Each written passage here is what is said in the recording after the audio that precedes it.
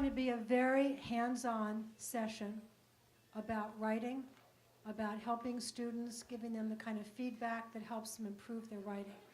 And so we have brought with us the experts in the field, 3 faculty members from college writing, John Hyman, who will moderate the panel, Karan Martinez, who has wonderful ideas about helping other faculty, grading papers, teaching writing, helping students to improve their writing, and Lacey Wooten, who is also an expert who has taught me just about everything I know about grading papers and giving students beneficial feedback. So this will be a very hands-on session, a lot of very practical strategies that you can take back to your courses. We have a lot of handouts, and now you know where the experts live, and you can contact them at any point. While we're doing the session, please feel free to get more food, and we will have a Q&A all the way through. Thank you. Good, thanks. Hi, welcome. And now that you know who we are, I think there's a small enough number of us in the room that perhaps quickly we can just go around and do a quick round of introductions. And if you tell us your department, perhaps some of us can get to know each other. Why don't we start right here? Hi, I'm Annie Fass. I'm the faculty in the anthropology department. I'm Bledda Feminius, I'm adjunct in anthropology. Andrew Stone, I'm adjunct in communications. I'm Marion Dixon, new faculty member in the School of International Service. I'm Pilar McKay. I'm in the Division of Public Communications in the School of Communications. Scott Talon in Division of Public Communication and School of Communication. John Curry. I taught in creative writing here, and I also teach in Maryland academic and professional writing. Sherburne Lachlan in arts management, and I teach grant writing and other applied kinds of writing. I'm Lucas, and I work in CTRL. I'm Trisha, and I also work at CTRL. I'm Colette, also CTRL. And Marilyn Goldhammer, CTRL, and I also teach in the School of Education, Teaching and Health. Good. Thanks a lot. We intend, by the way, for this to be deductive, moving first from a couple of very modest general propositions that I want to put on the table to some more specific suggestions as we go forward. Our hope is that, around about an hour from now, you'll leave the room thinking, oh, that's 1 or 2 or 3 things I could do starting, tomorrow when it comes to assigning writing, valuing writing in our classrooms, and probably mostly to the point, responding to the writing that our students do. Some people say they relish reading student essays and grading.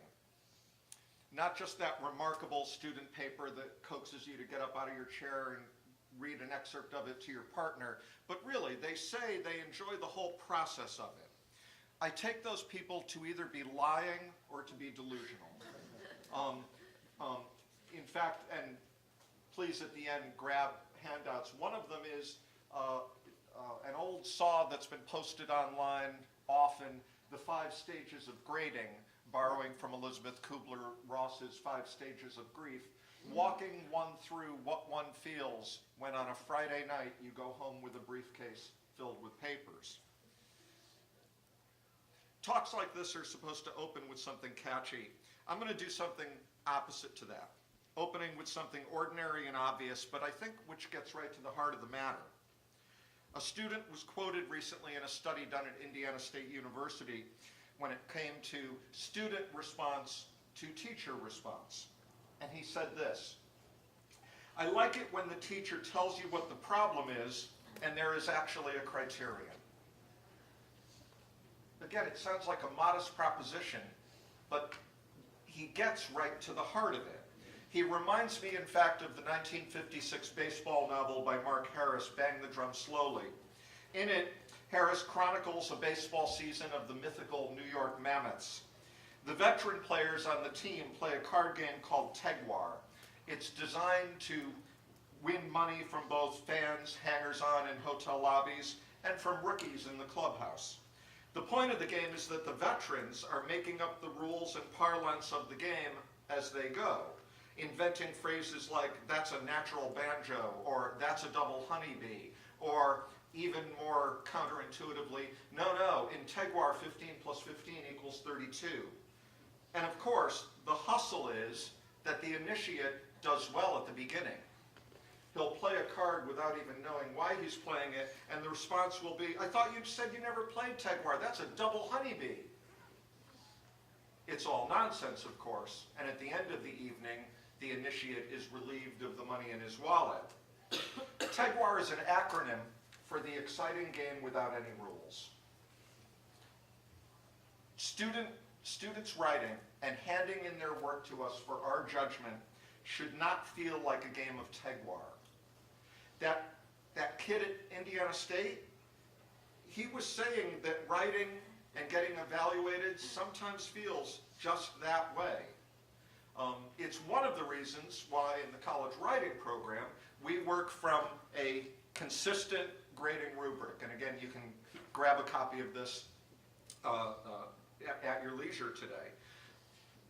You can also, and I think we may have almost enough copies, grab a copy of this. It is the book that is required of all first-year students taking the required writing courses in our college writing program. It's a customized version of Andrea Lunsford's book, Easy Writer. We don't like the title of the book either. But we like the book. It gives us a consistent vocabulary, and the first 32 pages of this book provide information that is specific to the American University College Writing Program for students, including, in fact, a copy of the grading rubric I mentioned. It might be tempting to think, well, if you've got a grading rubric, that takes all the complicatedness out of it, right? No, it's not even remotely uncomplicated. My page began with the phrase notes on grading and responding, but it's impossible to talk about grading and responding without talking about just about every other element of our teaching. One can't talk about grading without talking about comments, assignment constructions, and you're going to hear more about that today, interpersonal dynamics. In short, a conversation about grading becomes a conversation about our operating pedagogies, whether we're aware of those pedagogies or not. So, we can't talk about grading without talking about everything else, and we can't talk about everything else without talking about the dynamics of grading. I want to dispel one notion, though, about grading and responding to student writing, that it is somehow distinct from, even antithetical to teaching. I hear colleagues say things like, I really love teaching, but I hate the grading. They're not separate enterprises. As one attempt to demystify what are the best practices in responding to student writing, I'd ask you to think about the scene in your office. When a student comes to you with a draft of a paper and wants to talk about it, think of what you would say to the student in that moment, in that scene. That's probably closer to a productive assessing voice than a sentencing judge's voice, which is sometimes what students hear on papers. Our role as graders and judges then does not have to run counter to our roles as teachers and coaches. Lil Brannon, an essayist in our field, said this: the purpose of any commentary is first to dramatize the presence of teacher as concerned readers, second to instill in writers that they too must be active readers of their own texts, a distant third to explain why the kid got a B-. A student from a study at Harvard on student response to comments said this: too many teachers' comments are written to the paper, not to the student. Now that might seem like a puzzle or a false distinction, but I think it suggests a real shift from teacher-centered directives to a dialogue between writer and reader. Nancy Summers of Harvard calls this the teacher-student partnership. Again, think about that moment in your office. When you were reading over a paper with a student sitting 5 feet away from you, both with a cup of coffee in your hand, would you come to a phrase in that paper and caw like a crow, "Awk"? No, you wouldn't. Unless you were doing it just to get the laugh that I just got. You wouldn't do that. You would perhaps pause and say, I'm not about this, and now we're talking about this other thing. Where did you want to go in this moment in the paper? That's what you'd say. You'd, in fact, act like an actual human being in that moment. That's closer to the kinds of response that are effective and productive for students on their writing. We should think then about grading and commenting as an opportunity to teach. Peter Elbow, a leader in our field, said this: "I make the standards explicit, and then I act wholly as the ally of the student to achieve success." He says, "I'll be a kind of lawyer for your defense." Just a couple of final notes before I turn it over. Fundamentally, it seems to me that the way we respond to student work is an issue of student rights, because they have the right to transparency, consistency, and instruction. Students need to know where you're coming from as a teacher, and they need to know that you're not coming from a peculiar place. I want to pause and say I'm not for a second suggesting that we all become one. We all have our own, priorities. We certainly all have our own language pet peeves. I will, till the end of my days, be bothered by the student who uses words like literally incorrectly, or my current one is students who mistake the word honing for the word homing. But that's just me. In general, though, I hope I make sure to students that I'm not representing John Hyman's pet peeve box, but rather I'm representing something called effective persuasive writing. And that we're going to work towards something that will be rewarded in the next class and the next class and beyond. So, let me be utterly reductive and give just a quick handful of one-line hints. Clarify your criteria in advance, and the grading criteria should, as we're going to learn, echo the stated criteria on the assignments. Avoid comments that seem generic and interchangeable. Write to the student in front of you. Include what is called in the literature, and it's an awkward phrase, an authentic response in the paper. By authentic response, we mean the moment when you seem to take off your teacher hat and act as an actual reader without a say in how the paper's going. This morning I was reading a paper about pop music and wrote in the margin, "I saw Springsteen in '78. It took me 5 seconds to write that line on the paper. But I know that the effect of it is that the student's going to see that in the margin and realize, oh, I've got like an engaged reader here. He's paying attention to what I'm doing. So I don't do it to get credit for seeing Springsteen in '78, though I did. I do it so that the student will listen to the next comment I write in the margin that may have to do with organization or some such.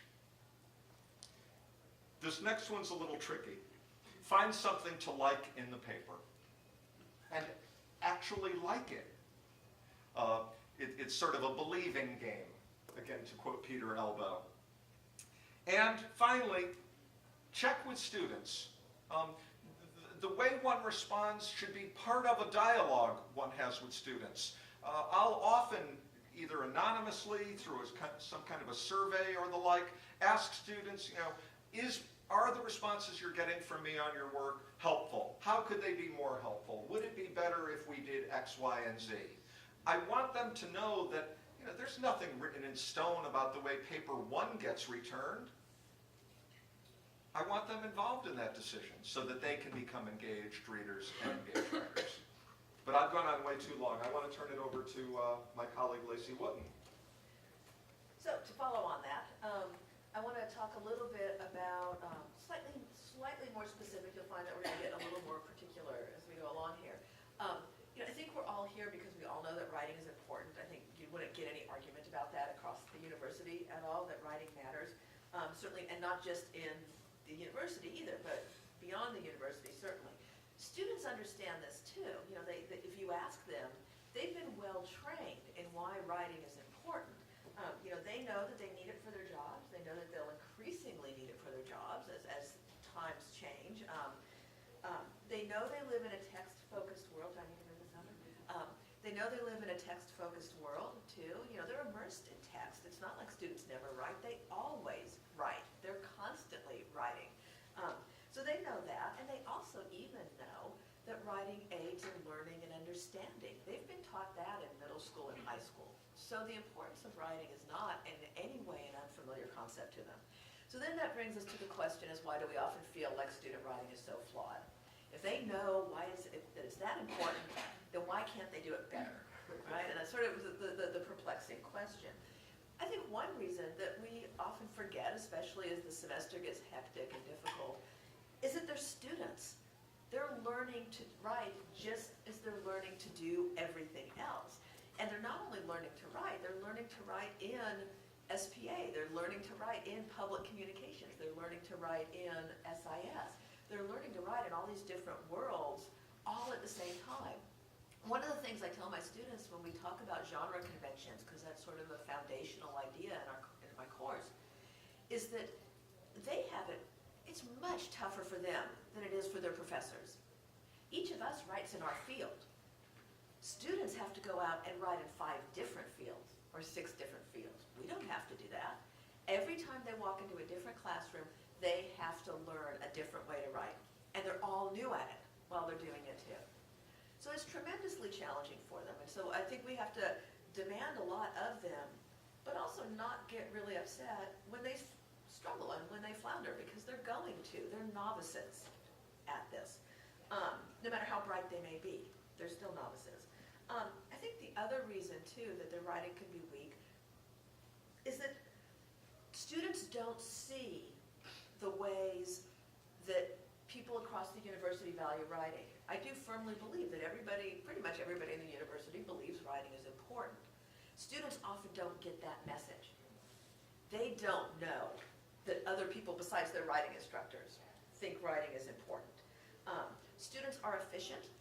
They'll do what they believe is required. And if you don't tell them it's required or that it's important, they're not going to do it. You know, that's the way they operate. And I think one of our colleagues calls them the efficiency generation, because they're all about maximizing the time. They're busy. They have a lot of stuff going on. So they're going to figure out strategies for getting things done as quickly as possible. And if one of those is not really worrying about the organization of a paper because the professor hasn't made it clear that it's important, then they're not going to worry about it. You know, they've got other things on their plate. So I think that's another reason. If they think it's not required or that it isn't important in the eyes of that authority figure, then they're not going to pay as much attention to it. And they tell us repeatedly in our writing classes, again and again, they tell us, you guys are the only ones who care about this stuff. Meaning grammar, organization, clear documentation of sources, transitions. I know that's not true. I know that they're wrong, but they're getting that impression somewhere. Because they're quite attuned to what the authority figures around them want. So somewhere they're getting that idea. So what to do about this then? What to do about this kind of communication gap and the fact that we have novice writers that we're trying to bring along. And it's difficult and challenging for them. One of the hurdles for us is that teaching writing and evaluating writing takes a lot of time. And the temptation, I think, can be, on our part, can be our own version of efficiency.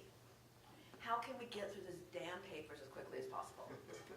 And get onto something else that maybe we want to do more than that. So I think we need to, as John said, I think we need to kind of resist that impulse. One of the things I've been thinking about a lot recently is how do we retain or recapture a sort of human element of communication that goes on in this grading, evaluating transaction? How do we prevent ourselves from getting into the role of error counters or scolds or people who see a paper as a cluster of problems that somehow need to be responded to? How do we get back to what writing really is, which is communication from one human being to another, and how to foster that? And I think that there are impulses within ourselves, and I think there are institutional factors at work that are pushing us away from that human interaction. So we need to recognize our own time needs, our own need for some efficiency, because we have other pressures too, while not losing that human element. That is a potential, I think, to make it a less onerous process. So I have three things to suggest, and they echo some of the things that John said. The first one is for us to be efficient and strategic in our writing instruction. For example, and I'm addressing this really in terms of people who are not writing faculty, because we have not all the time in the world, but certainly more time than you all do to really get into a lot of detail about writing. So, efficient and strategic. One is, you don't have time to teach them everything, so teach them something, right? For example, do a mini lesson that's 10 minutes on how to craft a strong thesis statement, or what constitutes a credible research source. You can cover that, again, very quickly, in just a small segment of your class. Another thing that's very strategic and efficient, provide one substantive comment per page. You don't have to write all over it to do the kind of thing that John's talking about. Give them one comment per page. We often err on the side of too much comment, where we're covering the students' papers. That's not good pedagogically either. Sometimes less is more. So say, don't say org, say, I don't follow your train of thought here. Look again at the organization of ideas in this paragraph. Use I statements, respond as a reader, but do that once per page. That's not really time consuming. Pick one paragraph or one page to really get into the sentence level and style errors. You don't have to mark the whole paper. Odds are good they're making the same mistakes over and over again throughout. Why mark them 20 times? So pick a paragraph and go to town on it. You don't have to do it on the whole paper. And then devise a rubric that will help you do synthesized comments and comments to help students pull the feedback together. If all you're giving them are those discrete margin comments, students are going to see them discretely. They're going to see them as individual moments that if they fix this thing on page 2, the paper will be better. So you need to give them something that's going to synthesize, but develop a rubric that will help you do that. You don't have to write pages and pages. You can use stock responses and adapt them for that particular paper. So that's one way, I think, in terms of feedback to work more efficiently. In conjunction with that, make your expectations clear up front, as John said. Don't spring it on them later. I think of my assignments as a contract, honestly. If I don't tell students to do something, I can't get all pissed off when they haven't done it later, if it's important to me. I need to let them know it's an expectation. So make it clear. Emphasize writing in your assignment sheet. Devote a section of your assignment sheet to what really matters to you. And think both globally and locally. Again, if you put on there, boy, comma splices drive me crazy, and I'm going to flunk your paper if you have comma splices, that student, being an efficient creature, will spend, 80% of the time on that paper making sure there are no comma splices. But that's not the only thing you care about in that paper, right? So represent your priorities in those expectations, and don't create a fill-in-the-blanks assignment. If you have too many expectations, that student will have no ownership, no agency. They're going to just fill in the blanks. And what kind of paper, are you really going to want to read that later? Somebody who's filled out a form? So make your expectations clear while giving them the room to be intellectually creative, to be innovative, to have authenticity and ownership and agency. There is a balance there. Last, and this one to me is the toughest, but it's also the most interesting. Think about the role of writing in your discipline. How does writing function in your discipline? And that can be at a very basic level. What are the genres that are prevalent in your discipline? What are the disciplinary conventions? What's the documentation style? And why does that matter? What values do those things represent in terms of the thinking and the work in your discipline?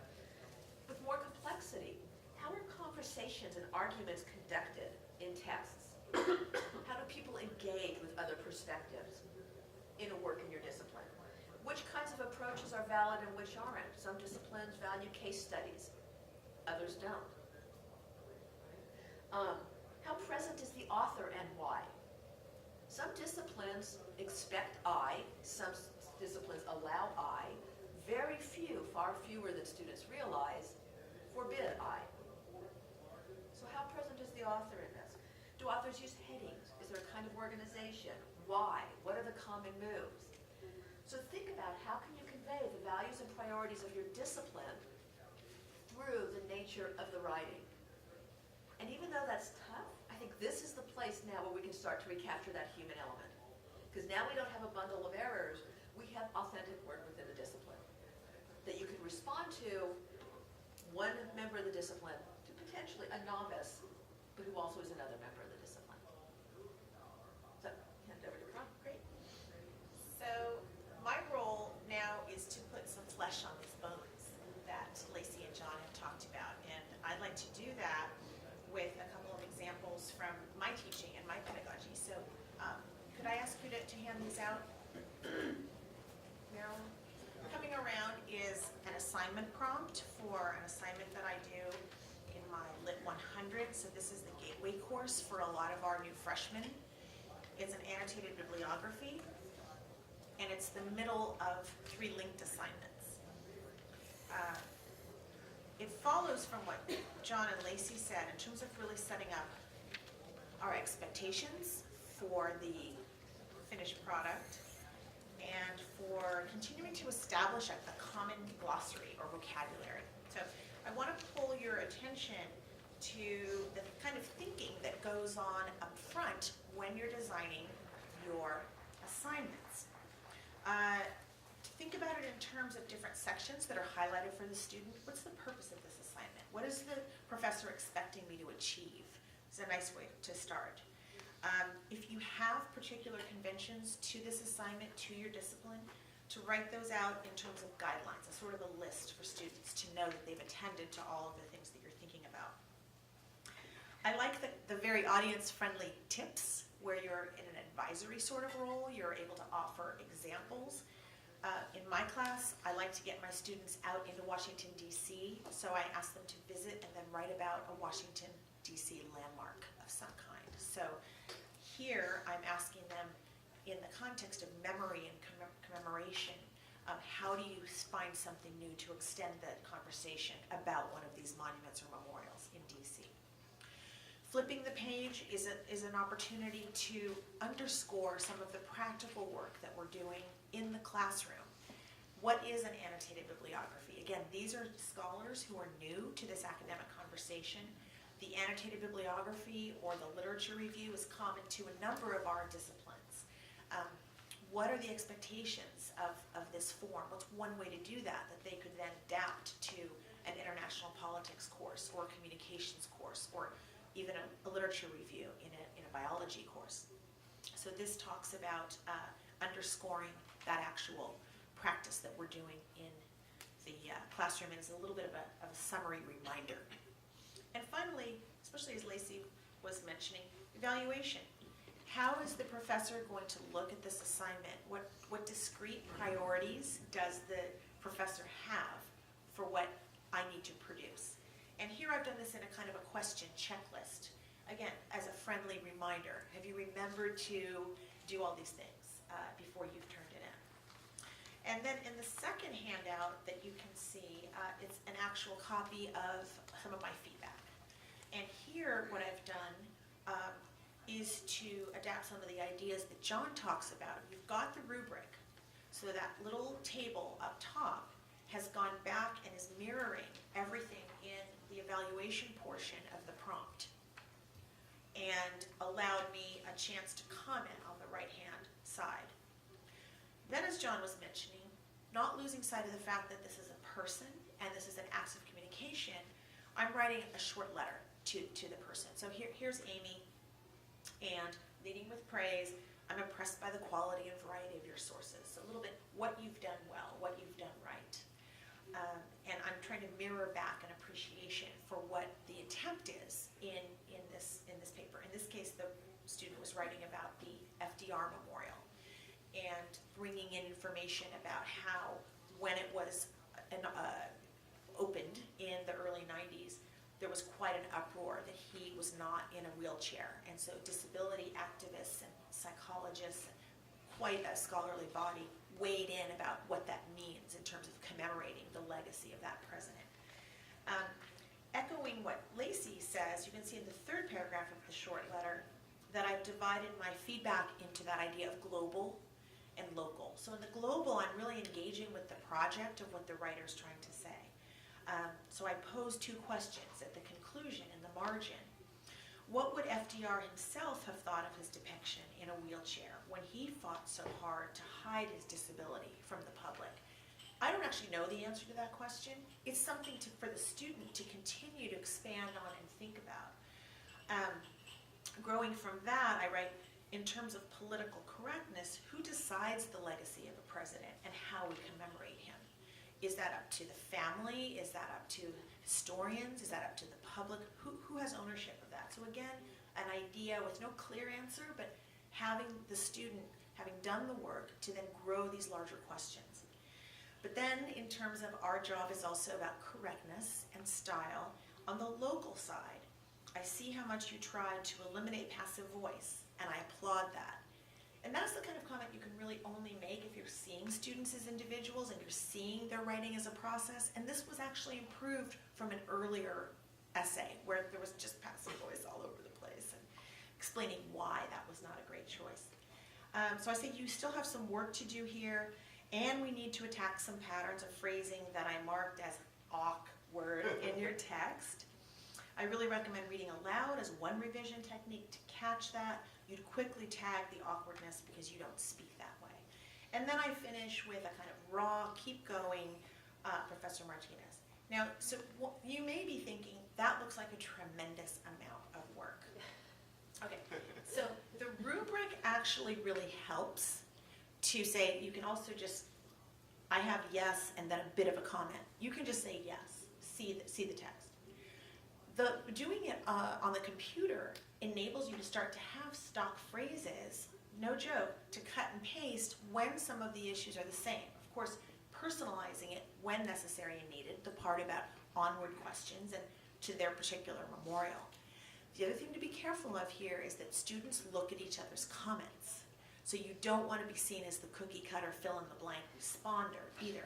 But to some extent they understand that if passive voice is an issue, or comma splices, or problems with MLA or APA documentation, that's going to be a kind of a stock response so that you can save some of this information from time to time.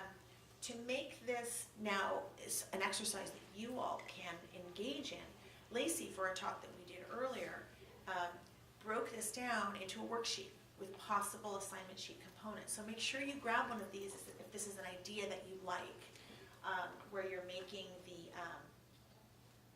it's sort of connected with the rubric here. I'll take that off.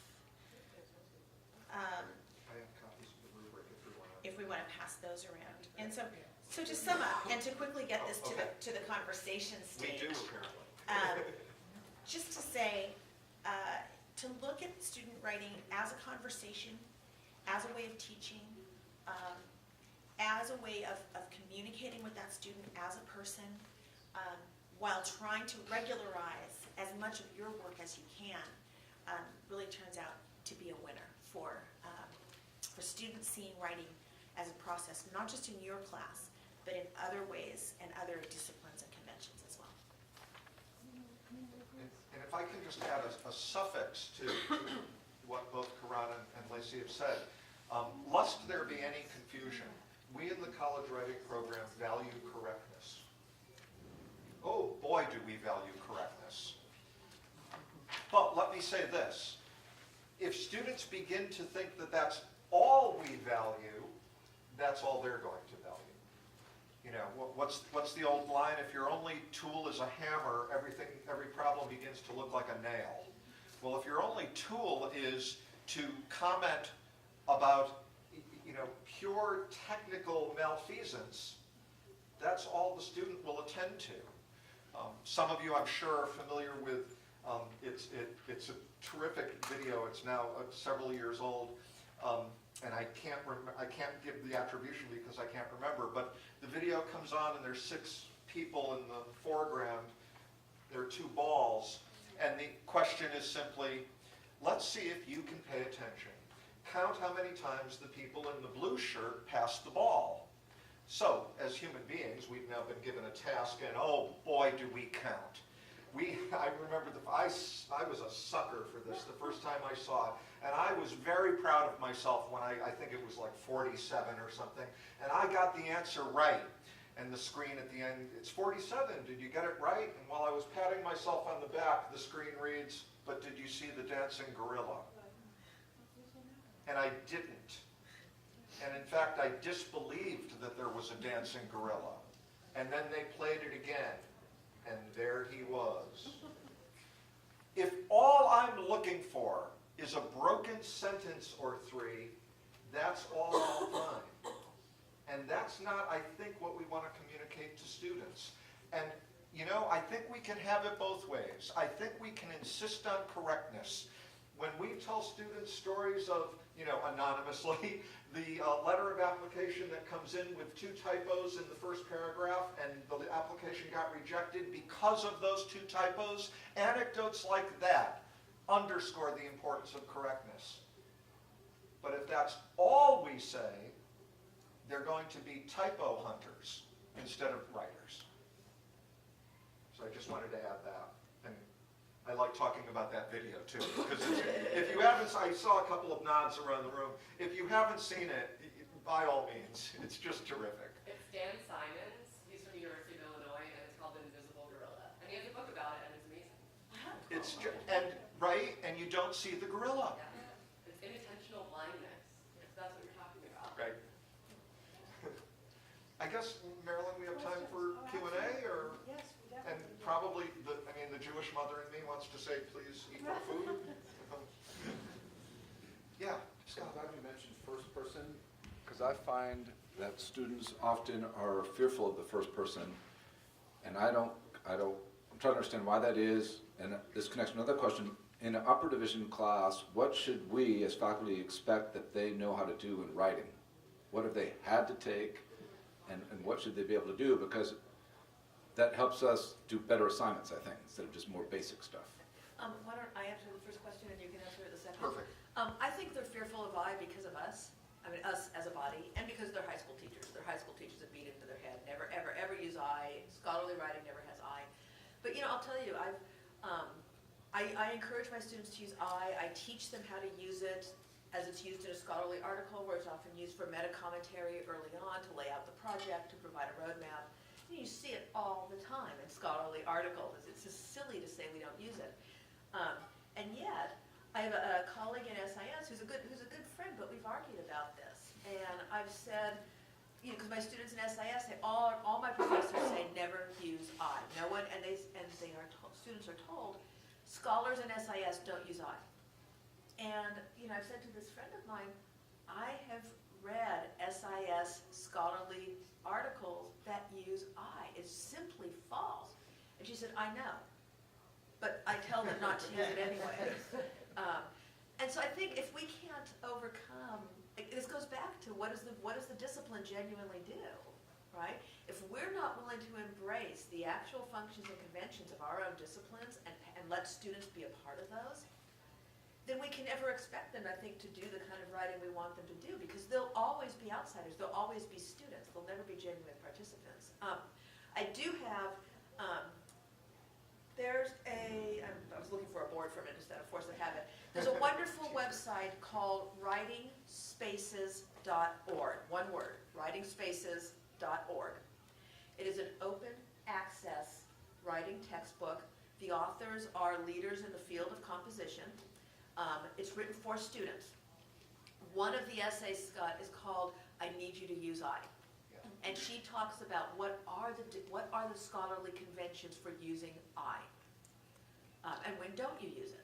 So, for my students, that is a life-changing moment to read I that. have had students say, we've been told not to use I. Right, they have been. They have been. So now we have faculty in conflict. Right. Right. Well, it sounds like there's some of both, you know, there's appropriate uses. So I like this writing spaces thing, because it's like when you use it, when you not. Right. How do you walk that line, which is harder to do, but. Right, it is, but you can do it. they can do it. And you know, I always have the caveat with my students, which is in my class, you can do what published writers do in these disciplines. But if you walk into another class And the professor says, never use I. I say, what are you going to do? And they all, say, don't use I. Because it's not worth it, They'll get a bad grade and they won't convince that professor. So, I know, I agree with you though. I think it's frustrating. It is. And if I can just follow on that, when this comes up, as it inevitably does with first-year students, I turn the question back to them. I hear you that you've been told not to. Why do you suppose that is? Well, because we've been told not to. No, that's a tautology. Tell me why. What's underneath it? Well, it turns out that what's underneath it might be the slightly more sensible, don't write self-indulgent pablum. That's the stuff of navel-gazing. And at that, when the conversation turns to that, I'm the first to say, right, I'm against navel-gazing too. But notice how our conversation just turned from the accident of this pronoun to a mode or approach. And they still got to write something worthy of you reading. So what should students at upper level have learned when you... Well, I'm happy to have, with my colleagues, already answered this question. And in fact, I think, one benefit of the modest attendance today is I think everybody's going to be able to take away a copy of this book with our compliments. And you'll see early in the book, student learning outcomes, where we sketch out in quite specific detail, here's what we are aiming for in college writing. Now, let the record show, many students, and Lacey alluded to this, compartmentalize. And so they graduate, if you will, from the 2-semester sequence in college writing thinking, good, done. Got that covered. And so I will always remember our old colleague Kay Massell, who tells the story of a quite good student she had. A semester she was teaching both a writing course and an American Studies course. And the student was a brilliant writer and handed in great work in the writing course, and then handed in, you can see where this is going, a demonstrably poor paper in the American Studies course. And Kay quizzed her about, well, I can see that you're a good writer. Why did you do this? And she said, well, I didn't think the writing counted in the American Studies course. That's not a student being snide or cynical. That's just a student compartmentalizing. Let's see if we can break up the boundaries a little bit. So, not to be heretical or anything, I'm Please. teaching a writing for communication course, which is basically journalistic writing. Journalistic writing. And the first day of class, I basically said, forget everything you've learned in every other class, a writing class in college, which is kind of a problem for me. And this is my first time teaching. So do you have any kind of words of wisdom to kind of break, I don't want to break them of the habit totally so they'll get to their next class and write, a news story. But in my class, they have to do something very different that they're not used to. So. Well, I guess, my glib response would be that I disagree with you. Here's what I mean. It's not that they have to reject everything they've been learned. They have to acquaint themselves with the different expectations and different discourse modes, whether it be in journalism or international studies or whatever. But much of what we're talking to them about in college writing, everyone in this room would say, yeah, I'm for that. So I wouldn't be, I guess, quite so quick to try and sever the tether. Well, I'm not telling them to, that one's better than the other. Right. They have different purposes. And so, like, for instance, I'm telling them I don't want a 10-line paragraph. 1-sentence paragraphs are actually better for me. Perfect. But this is a hard thing for them to kind of grasp. And, and I want shorter words. Don't try to impress me with, multisyllabic words. Well, I tell them that too. That's a page out of our book. If I could jump in for a second, then what we're really talking about, I think, is really getting this university to understand that writing is this common project with this common vocabulary that we all share. And the more we let on to students that we're all on the same team, by familiarizing ourselves with what we know they've learned in college writing, the more we can hold them accountable to cut down those silos and to begin to apply that transfer of knowledge that starts to happen. Because believe me, concision and correctness and logical, that's all a part. In fact, a core idea that we talk about is this idea of audience, context, and purpose. So they're trained to think, what does my audience want in this assignment? What's my purpose here? What's the context in which I'm writing? So that it's not a one-size-fits-all template that we're teaching in the college writing program. In teaching grant writing, it's a bit of a persuasive, and I'd love to hear your favorite persuasive textbooks, persuasive writing textbooks. Because I've got all kinds of good, you know, how do you do grants, you know, all that sort of technical stuff, but I'd love a really good persuasive writing. One that a lot of us use that looks very simplistic, but is not terribly simplistic, is called They Say, I Say, by Gerald Graff and Cassie Bergenstein. It's all about engaging with other perspectives. It's about the importance of knowing the conversation before you try to step into it, and how do you do that. They even, and this is where it looks more simplistic than it is, they even offer templates for, not for essays, but for individual moments of interaction with sources. So if you're trying to negotiate a complicated relationship with a couple different perspectives, they have like a sentence that they could use that kind of helps students work through it. So that's one that's a very nuts and bolts, on paper kind of thing. There's also Howard Gardner at Harvard on Yep. persuasion, not so much on writing, but there's a, Oh, that's a good point. it's a good way to structure, what can you find to persuade people? Yep. You know? That's good. I forgot about That's that. good. Another one is how to make it. Another how to title, make it stick. oh, sorry. How to make it stick? Yeah, it's another really good one. Another title that comes to mind is by, in fact, Andrea Lunsford, a better titled book, Everything's an Argument, in which she traces the way that even innocuous discourse is finally an argument. You're making a point. Yep, Right. I got your point. Yeah. Yep. Even what I just said. That's right, Scott. I have a super quick question about the relationship between the writing program and the writing center. Yeah. So how well synchronized are these two entities or programs, and when one would send students back to the writing center, for example, for more information or for some assistance, is that, yeah, how would that work? And how Well, I'm searching for the words that will express the fact that we are indeed in sync. The Writing Center is really of the Department of Literature College Writing Program. The operating pedagogy of both are in sync with each other. The writing consultants at the Writing Center would not be surprised by anything they heard the three of us say this morning. One key aspect of the Writing Center interaction is that whenever they have a student come in, they have them bring a paper and the prompt.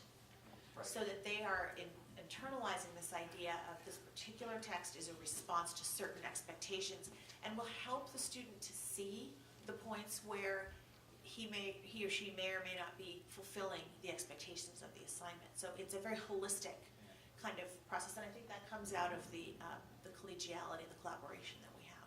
So the clearer the prompt, the better. Yes, Yes. for so many ways, yes, I exactly. mean, all of us were students. Remember the time the teacher said, okay, your term paper is due in a month, it should be an analysis of fill in the blank.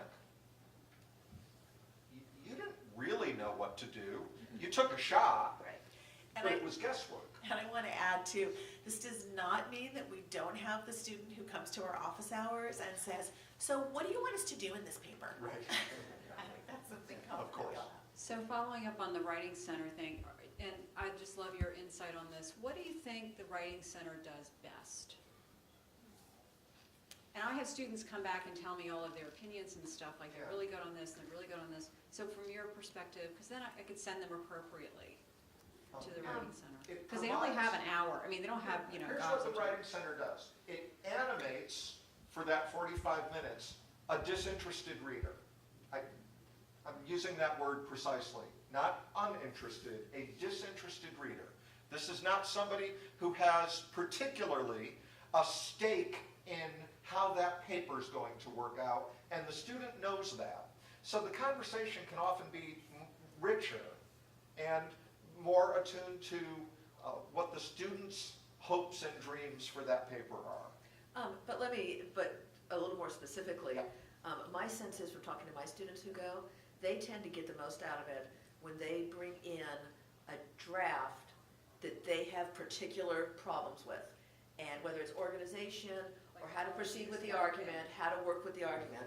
And when they go then and they can talk that through with someone, the Writing Center will do more than that, but my experience has been that students get the most out of it when they have that something on paper and they need some help working through it with kind of an outside perspective. I wanted to add to an important resource for us here is the library. And so for instance, in all of our college writing sections, we have partner librarians who I don't think it's an exaggeration to say are our co-teachers. So they also have our assignment prompts, our syllabi. They get to know our students, not just in a one-size-fits-all library session, but throughout. It's not unusual for us to meet up with our librarians 2 times, sometimes even 3 more. So that's another resource for students, because sometimes their problems are synthesizing sources, finding appropriate sources, and can't underestimate the power of the faculty member to say, use your library sources, ask a librarian, chat, stop in at the reference desk, run your search words and your keywords through them as well. And the advantage there is they start to see that this writing project is all of a piece. It's the Writing Center, it's their teachers, it's the conventions of the discipline, and it's the information literacy side as well. 2 questions. What are your thoughts on longer versus shorter? And then the other one is anyone in the room, my handwriting, to be honest, is really sloppy. So I'm trying to do stuff either voice recorded that transcribes. I could type, but I'm curious if anyone's used anything other than handwritten and what that is. So longer versus shorter papers? Yes. You know, I've actually changed, I don't know if this really applies to what you're asking about or not, but over the past few years, I've radically changed the way I approach my courses. I used to do a number of, the papers would grow over the course of the semester. You know, so we'd start with 4 to 6, and then we go to 6 to 8, and then we go to 10 to 12. And they'd write 3 papers that gradually got longer. So I was kind of building on that, right? Now, everything is really geared towards one long paper, and they do short assignments along the way to build towards that. So I give them homework that will give them the skill to write concisely and in a very focused way. But I think in terms of what they need my support for the most, it's the longer papers where they have to sustain and develop an argument, because that's where things fall apart, right? Is if it's over 4 to 6 pages, that's where they start to lose coherence, they start to lose organization, they lose their focus and train of thought. So I think I want them to know how to get out that short paper, because they're going to need it in your classes, they're going to need it in the working world, right? I want them to be able to express their ideas clearly and directly. But where I think my teaching matters the most is for that longer paper. Does that answer your question? It was very open. It does also the discipline, that it does depend on the discipline. Right, Right. right, absolutely. I think there has been a bias for longer papers in academia, and we've had to do it, so we adopted now that we're teachers. Right. And sometimes it gets into the puffery and the blah, blah, blah, just because I think somewhat arbitrary page decision. Right, which I don't want either. Yeah. Right. Yeah. But you're going to get more of it potentially with a longer paper, Right. you have to fill Absolutely. it in. In a short paper, they can't afford. Right. They can't afford it because they're going to run out of anything to say. Right. I want to have my cake and eat it too. That's what I want. That's my goal. Right. I think in my class, Scott, what I try to tell people is shorter sentences, shorter paragraphs. So even if the overall paper is 8 to 10 pages, but how readable is that prose? To cut down on wordiness and to cut down on this fake passive voice, sort of authoritarian sounding prose is another way to think about that. Thank you. 2 of our colleagues in the literature department, Rachel Snyder and Mandy Berry, have both experimented with giving feedback orally. I don't know the particulars of it with the recorded feedback, like a podcast. So I would think that they wouldn't mind if you contacted them. Yeah, Rachel did a workshop for us on it, so Rachel Snyder would be a good person for you. And I can give you a one-liner from that workshop that it's ingenious. Rachel is herself often a commentator on NPR, and so she knows, she comes by this advice honestly.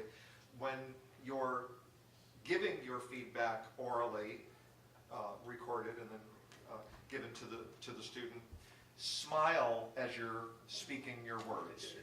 When she said that, I thought it was a joke. And then she sort of acted out the difference in tone when you're smiling versus not.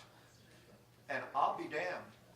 It makes a difference. And I confess it changed the way I listen to NPR now, because I realized, oh, they're smiling when they're doing these scripted pieces. It also connects on to your thing and others about writing to the student, not the paper. Yep. This is why I'm willing to try it. It's more personal. Yes. It's to them.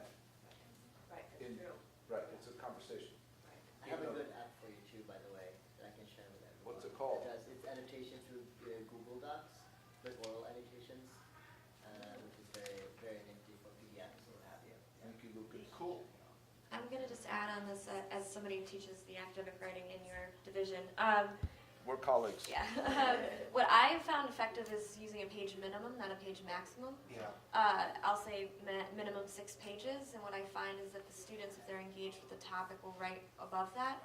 I think in our division it's very unusual. We teach professional and business writing as well as how do you engage with your discipline. So we have issues with, okay, this is an assignment for the public, this is an assignment for a research audience, this is a research for academia. Sure. And they look at me like, what are you talking about? I was like, well, I've done all 3 of those. So it's a real personal way to say, I've had to develop all of those voices because we write as communicators.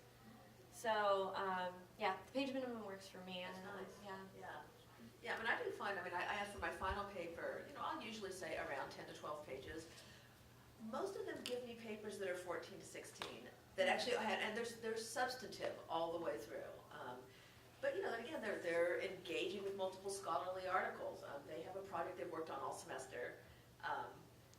So it's not, there is substance there, but I agree, and I think that if they're engaged, they'll go further. No courier new, please. Right. Oh, God, no. And I mean, I think we all probably sing the same tune in telling students not to fetishize size. I have a standard line that, I've read 5-page papers that were way too long, and I've read 12-page papers that were way too short. Right. Yeah. Did you want to mention Nancy Summers' book? I have another One other giveaway. party favor. Another party favor. It's like, kids' parties with the plastic bag with all we the should have goodie tchotchkes that we don't bags. want. This is a tiny little easily readable booklet by Nancy Summers. She directs the writing program at Harvard. And this book, Responding to Student Writers, is based on a longitudinal study they did of students over the 4 years at Harvard, gauging what they took to be effective response to their writing. At every turn, and I love that Summers does this, she'll in effect pause to say, okay, so what does this really mean in terms of what you should say to a student? And she'll give you those chunks of borrowable pieces of advice. So clearly we have enough for everybody to grab one of I those. was wondering what all that stuff stacked up on the table was. And All good stuff. I suppose we should, throw in a thanks to the good folks at Bedford St. Martin's, because they're the people from whom I've cadged these copies.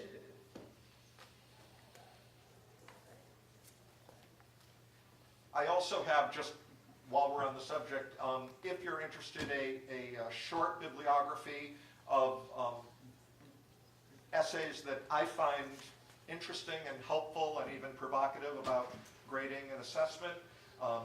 I also have copies of the WPA, that's Writing Program Administrators, outcome statement, which is, in effect, our field taking a shot at saying, here's what students ought to emerge from a year of college writing with. And I've ended that sentence with a preposition, which is fine, by the way. Which is fine, Yes, yes. it's fine, by the way. Yes, it is. It is. And- That's a and so- superstition. and so- Right, there's the famous Winston Churchill line when a woman at a party cautioned him about having ended a sentence with the preposition, and he replies, "Madam, that is the type of errant pedantry up with which I shall not put." Okay, last question. I was just wondering, I understand that at AU we're doing some examining of writing, and there's a process of meetings and, you know, and I wondered when the outcomes of that might I think the come along?